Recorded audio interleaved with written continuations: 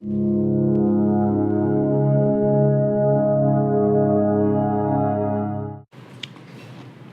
is my life as an artist, as an architectural artist? Well, being an artist means that I'm able to express my artistic side. It's an obvious word, you know. How does one express one's artistic side? It's being able to create. It's being able to share your creative juices and your creative talents to the world outside.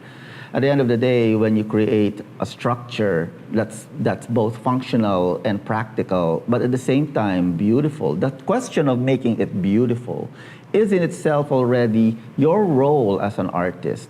Because you're not just creating a structure or a building for the sake of habitation. Anyone can do that.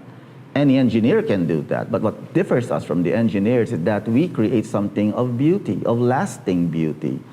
And not solely just by designing for a particular structure or a building, but also for the environment that we're building in.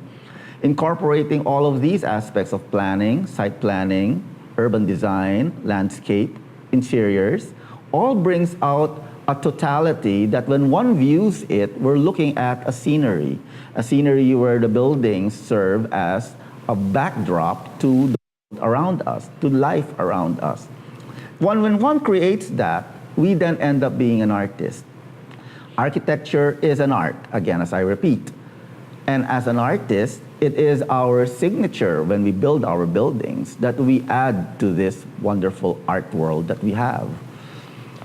At the end of the day, when we create, we then define who we are as artists. Time will tell if your name attached to the building resonates. And if it resonates, then your name is etched for eternity.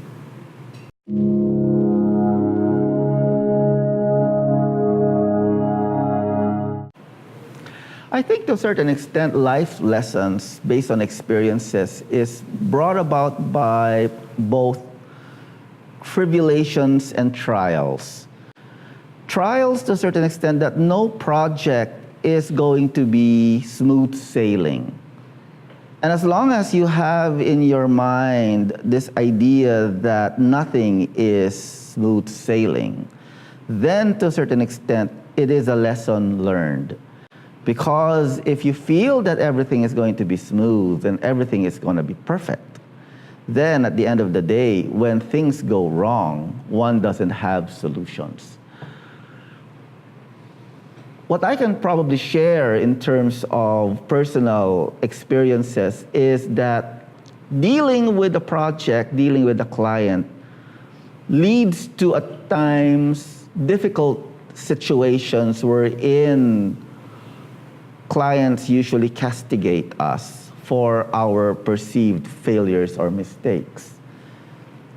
And at the end of the day, okay, you know, you may have heard or you may experience harsh words being said at you, but then these harsh words should only make one strong and should only make one reflect.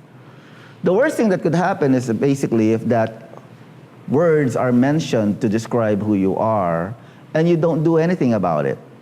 This only means that whatever the clients or people think about you is probably true. And I know some people who are like that.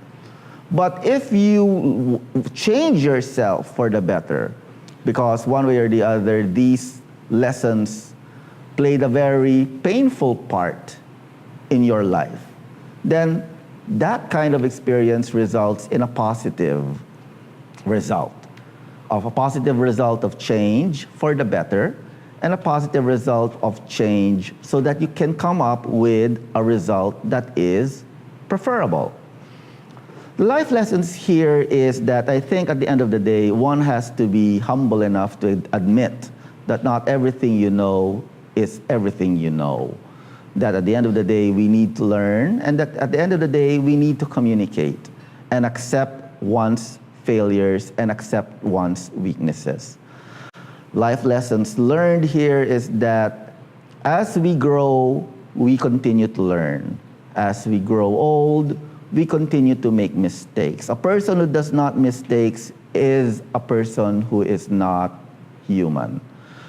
All people make mistakes. Similarly in architecture. And we only need to learn from these mistakes to become better.